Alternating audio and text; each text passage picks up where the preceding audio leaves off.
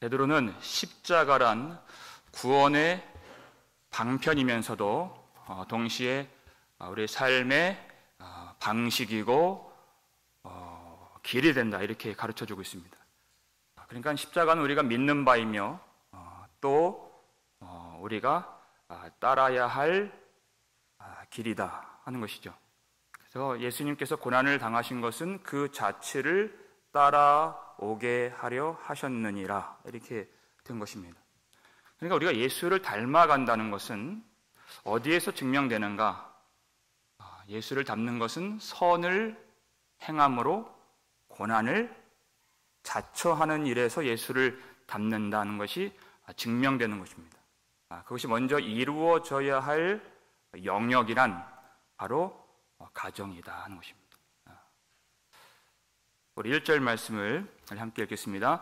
아내들아, 이와 같이 자기 남편에게 순종하라. 이는 혹 말씀을 순종하지 않는 자라도 말로 말미암지 않고 그 아내의 행실로 말미암아 구원을 받게 하려 함이니. 아멘.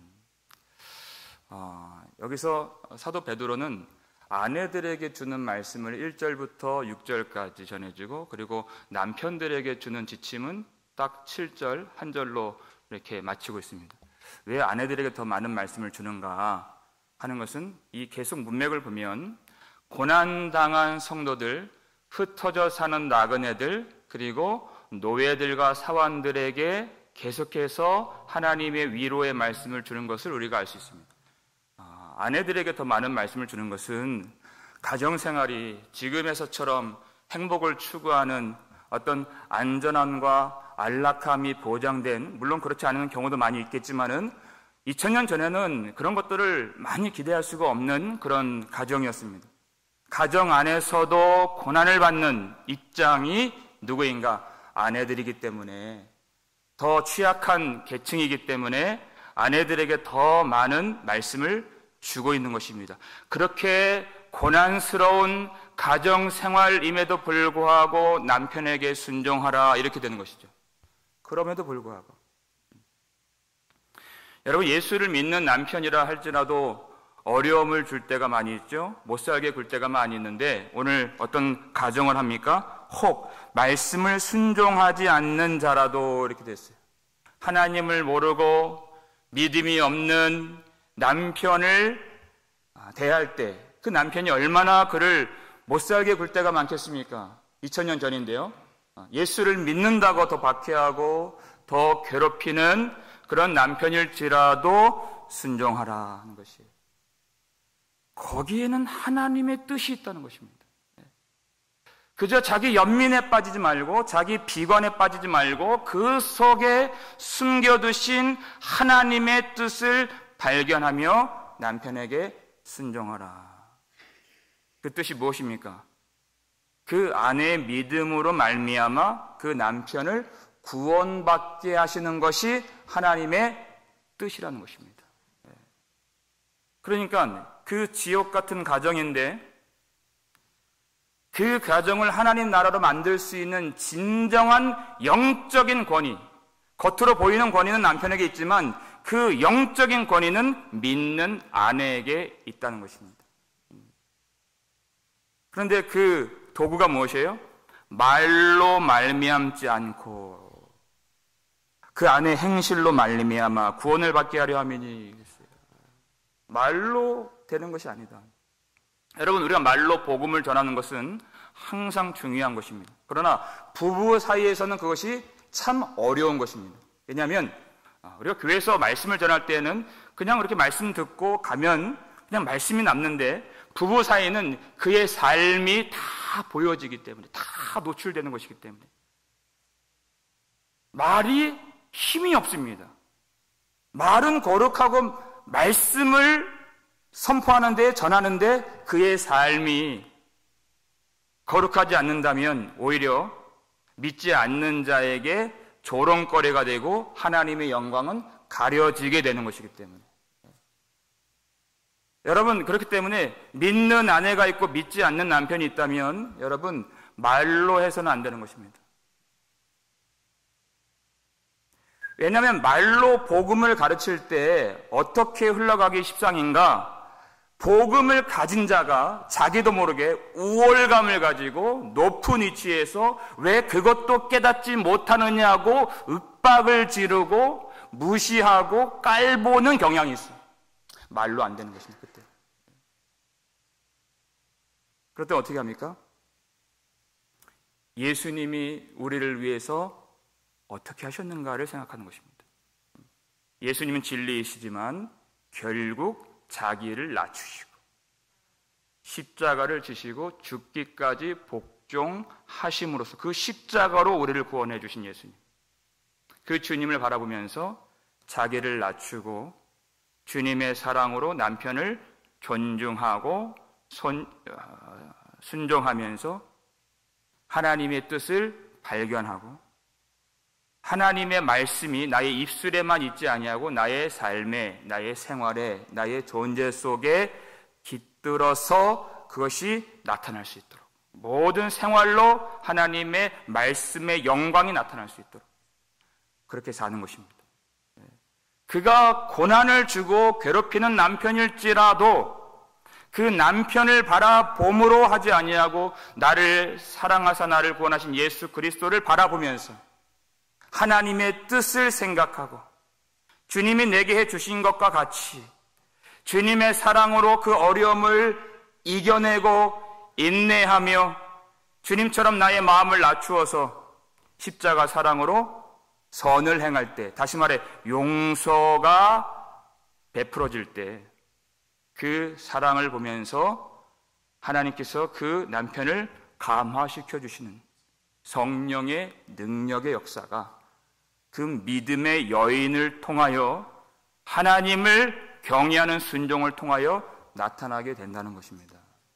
남편이 그 여인의 그 경건함과 그 경외한 그 모습을 보고 구원을 받을 수 있다. 여러분 한국교회에 아주 큰 영향력을 끼치고 계시는 이재철 목사님 유명한 분이시죠. 그분이 사실 30대 후반까지는 목사의 길을 걷지 않으셨는데 그분의 그 말씀을 들어보니까 사업이 너무 잘 돼서 엄청나게 돈을 많이 버셨대요. 그래서 허랑방탕하게 30대 후반까지는 사시면서 매일마다 술을 마시고 그리고 그 아내 되시는 분이 성악을 전공하셨는데 그 친구들하고 술자리에 불러내서 친구들 앞에서 노래를 부르게 하고 그러면 전혀 싫은 기색을 하지 않고 그렇게 하시면서 그날도 술을 진탕 먹고 집에 들어가는데 보통은 새벽 1시가 되든 2시가 되든 문을 두드리면서 벨을 눌러서 문을 열게끔 했는데 그날따라 열쇠를 가지고 한번 문을 열어볼까? 그런 생각이 드셨다는 거예요. 그래서 열쇠를 들고 문을 열고 들어가 보니까 안방에 책상 위에 노트가 하나 있는데 아내가 쓴 노트, 물이 흥건하게 적셔져 있는 그런 노트, 그것을 읽으셨답니다. 그 목사님이. 나는 오늘도 하염없이 길을 걸으며 죽음을 생각했다. 이렇게 쓰여 있다는 거예요. 약을 먹고 죽을까? 칼로 그어서 죽을까? 그러나 그것은 내가 취할 행동이 아니라는 것을 다시 한번 확인하고 돌아왔다. 나를 살리시려고 죽으신 예수님께서 당신의 뜻을 위하여 주신 그 남편, 그 남편을 나는 사랑해야만 한다. 나는 능력이 없지만은 주님께서 사랑하라고 명령하셨기 때문에 나는 그 남편을 사랑해야 한다. 주님 나를 도와주소서. 나의 약함을 주님이 아시나이다. 라는 그 글을 그 목사님이 보셨을 때 그 마음과 귀에서 큰 북소리가 울리셨다. 이렇게 간증을 해요. 그 목사님도 어려서부터 교회를 다녀서 복음을 들었는데 교회를 가면은 예수님의 사랑에 대해서 항상 말씀하시지만 그 사랑은 다 문자적인, 그냥 글로만 쓰여져 있는 그런 사랑이었다고 생각을 하셨다는 거예요. 그런데 예수 그리스도 때문에 그렇게 괴롭게 만든 그 남편을 사랑하겠다고 하는 그 자신의 아내의 그 글을 보면서 예수님의 그 아가페 사랑에 그날 새벽에 사로잡히게 되셨다는 것이죠. 그날로 그 목사님이 완전히 변화가 된 것입니다. 그 사모님은, 그 아내분은 오직 예수님만을 바라본 것이에요. 예수님의 사랑 때문에 남편을 포기하지 않고 기도하고 그리고 순종했던 것입니다. 그랬더니 예수님이 그 남편을 붙잡아 주시고 주님의 뜻대로 그 남편을 믿음의 길로 이끌어 주신 것입니다. 그 아내의 눈물과 기도와 주님을 향한 사랑과 믿음과 순종을 주님이 보시고 그 남편이 구원받는 것만이 아니라 많은 사람들을 구원받게 하는 그 길로 주님이 이끌어 주셨다. 그것을, 그 주님을 경외하는 모습을 남편이 보더라 하는 것이에요. 오늘 이 말씀처럼 2절 말씀 한번 보여주세요. 읽겠습니다. 너희의 두려워하며 정결한 행실을 봄이라. 그 남편이 그것을 본다는 것입니다. 두려워한다는 것, 이것은 하나님을 두려워하는, 경외하는 마음을 의미하는 것입니다. 하나님을 두려워하는 그 마음, 하나님 앞에서 정결하게 살려고 하는 그 경건한 행실, 그 정결한 행실을 본다는 것이에요. 그러니까 여러분, 믿음이 없는 사람도 그들은 갖고 있는 시각이 있습니다. 그 사람이 정말 하나님을 경외하면서 사는 사람인가, 하나님을 경외하지 않고 사는 사람인가를 볼 수 있는 눈이 있다는 것입니다. 하나님을 바라보면서 사는 사람, 하나님을 두려워하면서 사는 사람은 하나님께로부터 공급되는 그 자원들이 속에서 흘러나온 사람입니다. 그 마음속에는 은혜가 있고 사랑이 있고 인내가 있고 오래 참음이 있고 양선이 있고 자비가 있는, 그런데 하나님께로부터 공급받지 않는 그 마음에서는 무엇이 나옵니까?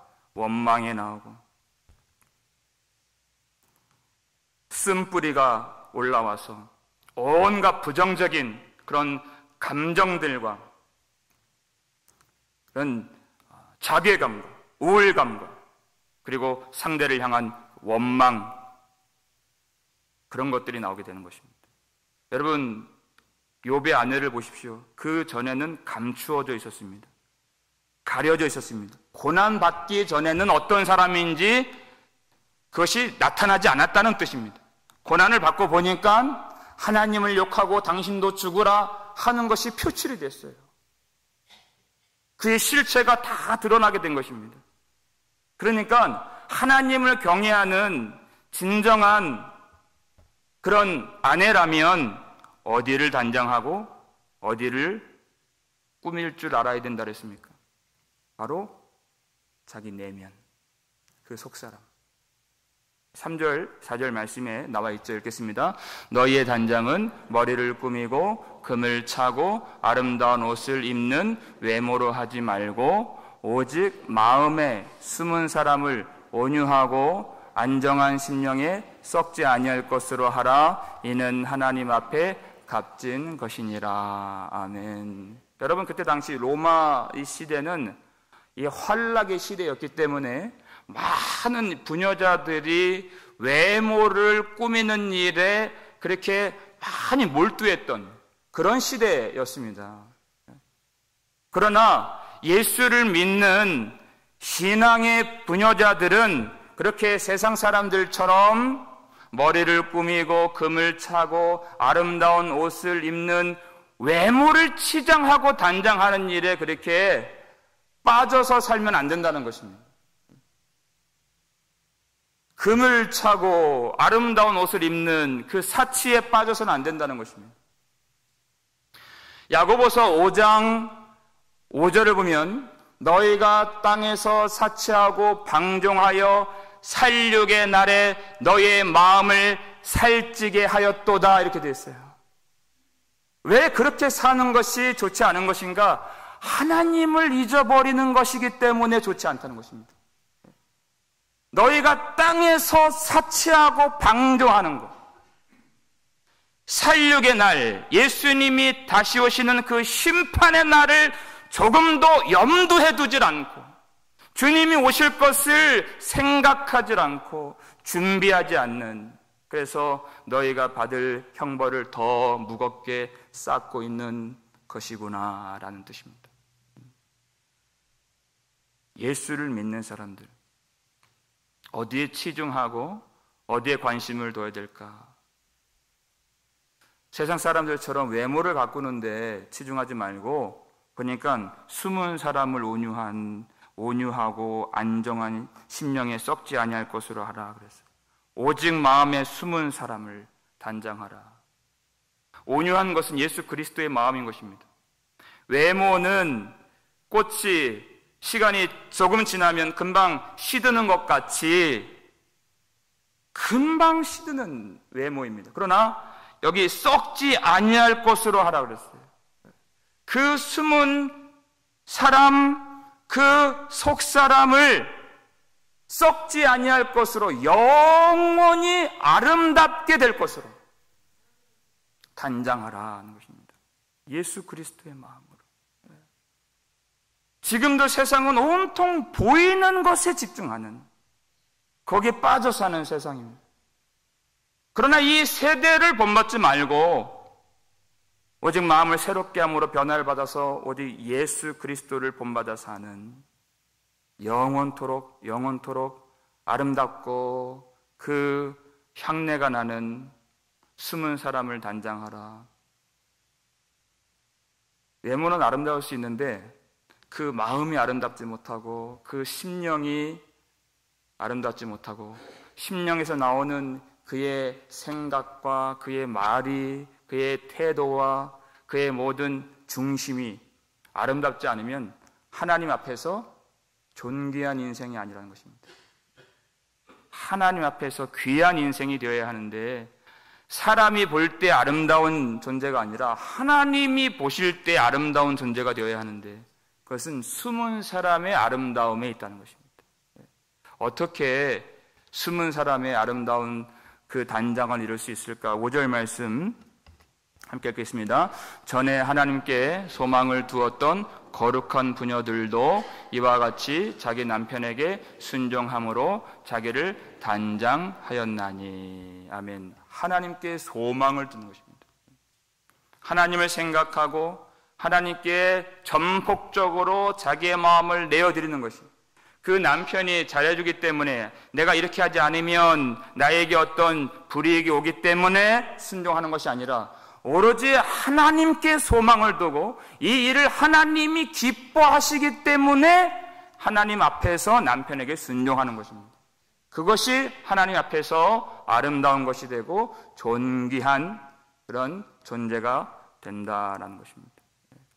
그 예를 든 한 사람이 바로 아브라함의 아내 사라입니다. 그리고 6절 말씀 함께 읽겠습니다. 사라가 아브라함을 주라 칭하여 순종한 것 같이 너희는 선을 행하고 아무 두려운 일에도 놀라지 아니하면 그의 딸이 된 것이니라. 아멘. 우리는 아브라함을 믿음의 조상으로 기억을 합니다. 그러나 그 뒤에 있었던 사라에 대해서는 잘 생각하지 않는 그런 경향이 있습니다. 하나님이 아브라함에게 창세기 12장에서 너는 고향과 친척과 아버지의 집을 떠나 내가 너에게 보여줄 땅으로 가라 하실 때, 아브라함이 그 하나님의 뜻에 순종할 마음이 있다 할지라도 아내가 그것을 원치 않고 아내가 남편의 말에 순종하지 않았다면 아마 아주 어려운 길이 되었을 것입니다. 그러나 그 아브라함의 순종 속에는 그 사라의 남편을 향한 순종이 내포되어 있다라는 것을 알 수가 있는 것입니다. 더욱이 창세기 22장을 보면 하나님이 그 아들 이삭을 번제로 바치라 했을 때 여러분 그 어머니의 입장은 거기 나오지 않습니다. 충분히 우리가 유추할 수 있는 것이지만 어머니의 입장에서 그 아들을 번제로 바치라 하는 것은 그 어머니에게 그 자기를 죽으라고 하는 명령과 같은 것입니다. 그런데 그 여인은 아브라함을 그 남편을 주라 칭했기 때문에 전혀 어떤 자기의 권리나 주장을 내세우지 아니하고 남편을 주라고 섬기면서 그런 방식으로 하나님께 순종의 삶을 보여드렸다는 것입니다. 그러니까 순종이라고 하는 것은 이제 우리가 그 순종의 길을 가야 하는데 순종은 그렇게 낭만적인 것이 아닙니다. 창세기 12장, 창세기 22장 그것을 살펴보면 순종이라고 하는 것은 아주 두려운 것을 감내해야 되는 것이고 그리고 아주 괴로운 것을 감수해야 하는 그것이 바로 순종인 것입니다. 그러나 6절 말씀 보니까 너희는 선을 행하고 아무 두려운 일에도 놀라지 아니하면 이렇게 되어 있어요. 사라가 보였던 하나님을 경외하는 마음으로 그 두려움 앞에서 흔들리지 않고 놀라지 아니했던 것처럼 하나님을 바라보고 놀라지 아니하면 너희도 하나님의 자녀가 되고 사라의 딸이 될 것이다. 약속의 후손이 될 것이다 라는 뜻이에요. 여러분 우리가 왜 믿음의 순종이 어렵습니까? 믿음의 순종을 방해하는 것은 두려움입니다. 죽을까봐 두렵고 안 될까봐 두렵고 망할까봐 두렵고 실패할까봐 두렵고 순종의 길에 항상 두려움이라고 하는 시험이 있습니다. 그러나 그 두려운 십자가라는 자리를 이기신 예수 그리스도를 의지하여서 우리가 낙심하지 아니하고 거기서 놀라지 아니하고 두려워하지 아니하고 그 믿음의 순종을 이뤄낸다면 하나님이 그 인생을 통하여 가정을 통하여 놀라운 하나님의 역사를 이루어 주실 줄을 믿습니다. 그 믿음의 길에 당면하는 괴로움과 두려움과 그 어려움들 그 길을 우리 주님을 바라보면서 굳건하게 이겨낼 수 있는 그 믿음의 순종이 우리에게 요구될 때 가정 안에서도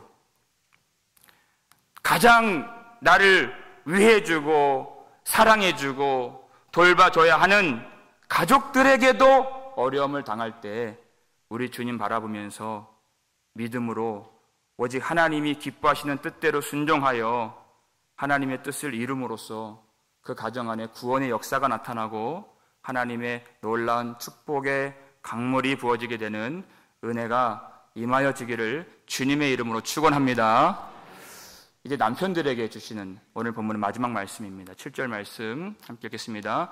남편들아 이와 같이 지식을 따라 너희 아내와 동거하고 그를 더 연약한 그릇이요 또 생명의 은혜를 함께 이어받을 자로 알아 귀히 여기라. 이는 너희 기도가 막히지 아니하게 하려 함이라. 아멘. 지식을 따라 이렇게 예수 그리스도를 아는 지식이 있는 자와 예수 그리스도를 아는 지식이 없는 자는 확연히 다른 것입니다. 왜 자기 아내를 귀히 여겨야 되는가? 그건 예수 그리스도를 아는 지식이 있기 때문에 그 아내를 귀히 여길 수밖에 없는 것입니다. 주님을 아는 빛이 있고 내 안에 성령께서 계시는 사람은 그 아내를 귀히 여길 수밖에 없다. 그 아내는 더 연약한 그릇이요 이렇게 되어 있어요. 여러분 성경을 보면 남편과 아내와 남편은 한 몸을 이룰지니라 이렇게 되어 있습니다. 한 몸입니다. 그리고 남편에게 있어서 그 아내는 어떤 그릇인데 하나님이 그 남편에게 부어주실 그 은혜를 담는 그릇이 바로 돕는 배필인 아내인 것입니다. 그러니까 얼마나 귀히 여겨야 되겠습니까? 그 아내를 귀히 여기지 않고 더 연약한 그릇이라 했어요.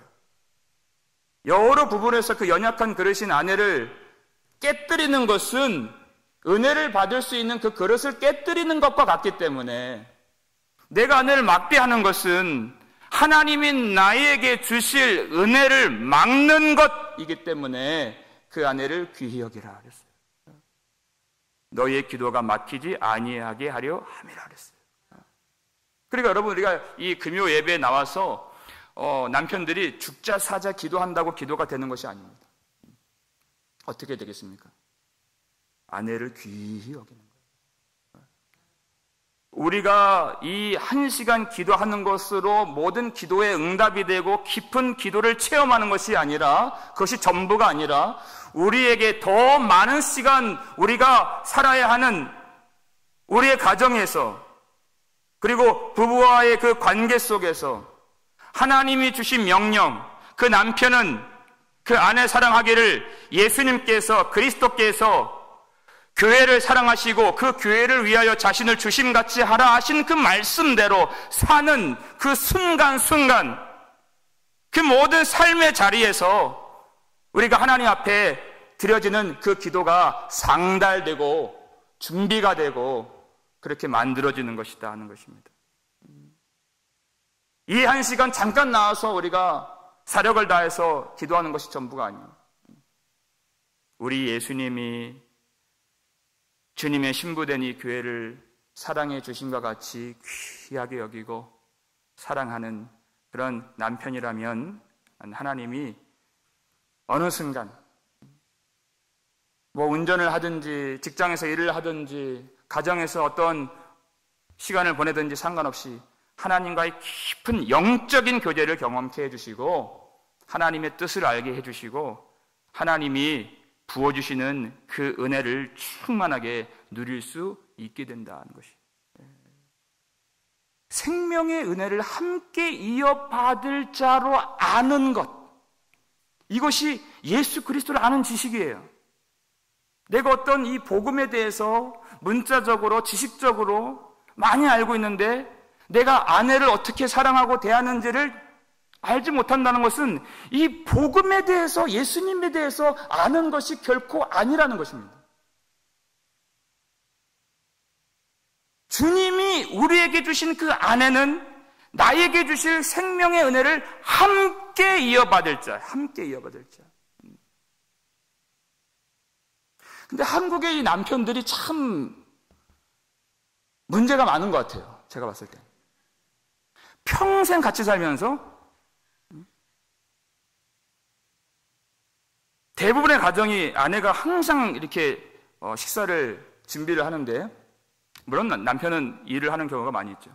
그럼에도 불구하고 단 한 번도 고맙다, 잘 먹었다, 수고했다, 그거 듣고 싶으신 거예요? 수고했다, 그렇게 말하는 남편이 많이 없는 것 같아요. 제가 봤을 때.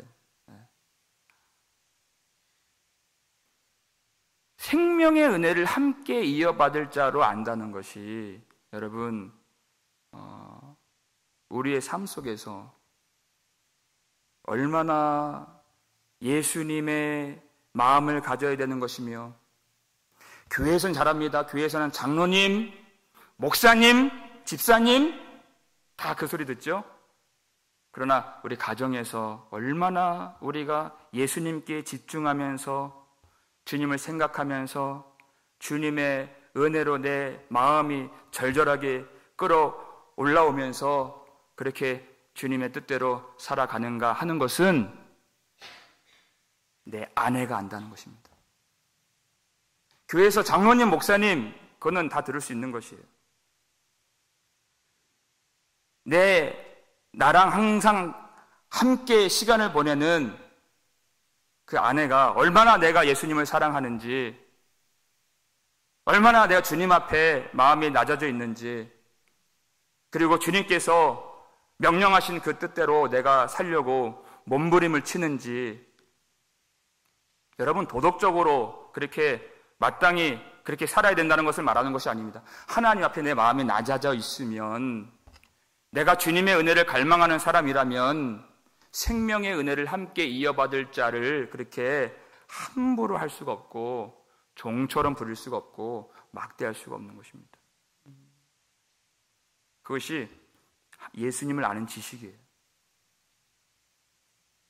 내가 기도를 하는 사람인가, 기도를 하지 않는 사람인가는 여기에서 다 드러나게 되어 있는 것입니다. 기도를 하는 사람이라면 내가 아내를 사랑하지 않고는, 귀하게 여기지 않고는 내가 하나님의 은혜를 받을 수 없는 것이구나, 이것을 기도하는 사람은 안다는 것입니다. 기도하지 않는 사람은 그것을 알 수가 없어요. 내가 마음대로 권유를 부리고 내가 조금 힘이 있다고 그렇게 억누르고 고함치고 하면서 내가 하나님 앞에서 주여 나를 불쌍히 여겨 주옵소서, 이것이 안 된다는 것을 알 수 있다는 것입니다. 기도를 하는 사람이라면. 여러분, 이 가정을 통해서 얼마나 하나님이 우리를 예수 닮은 존재로 빚어가시고 만들어 가시는가. 가정은요, 우리가 생각하는 것보다 훨씬 더 소중하고 존귀하고 위대한 가정인 것입니다. 거기서 구원의 역사를 이루어 주시고 생명의 유업을 함께 이어받게 하시며 신랑이신 예수님의 사랑과 신부된 교회의 순종을 이 어두운 세상에 밝은 빛으로 비추시기 위해 우리의 가정을 하나님이 세워주신 줄을 믿으시길 바랍니다. 나하고 항상 함께하는 내 남편이, 내 아내가 내가 예수님을 얼마나 사랑하는지 알 수 있어야 되지 않겠습니까? 분명히 알고 있습니다.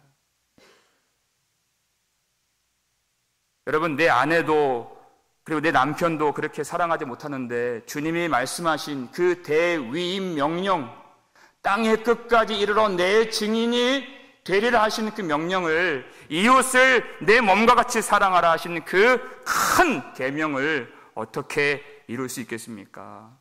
내 바로 옆에서 그렇게 헌신하고 수고한 아내조차도 사랑하지 않는데 그건 할 수가 없는 명령인 것입니다. 여러분, 그렇기 때문에 우리가 가장 편하고 가장 익숙한, 우리는 일하고 이제 쉬려고 집에 가는 것처럼 생각이 들지만 가장 성령의 은혜가 필요하고 가장 예수 십자가 복음의 영광이 필요한 것이 바로 우리 가정인 것입니다. 나의 가장 추한 모습이 드러나는, 사람들에게는 다 잘하고 이 사람 저 사람 다 그렇게 잘 섬기다가 가정에서는 가장 그렇게 포악하고 가장 못된 모습 보여주는 그런 가정이 되어서는 안 된다는 것입니다. 그렇기 때문에 우리는 항상 예수 십자가로부터 흘러나오는 생수를 받아야 되는, 하나님의 능력이 공급되어야 하는, 하나님의 은혜가 없이는 한순간도 살 수 없는 그런 존재인 것입니다. 여러분, 오늘 우리 주 예수 그리스도 십자가에서 흘러나오는 은혜가 우리 마음에 다시 부어져서 돌 같은 마음이 깨뜨려질 때에 우리 주님의 사랑으로 아내를 사랑하고 주님께 순종하는 그런 순전한 믿음으로 남편에게 순종하여서 하나님의 나라와 같은 우리의 가정이 되고 이 어두운 세상에 하나님의 놀라운 사랑을 비출 수 있는 복된 우리 모든 가정들 되게 해주시기를 주님의 이름으로 축원합니다.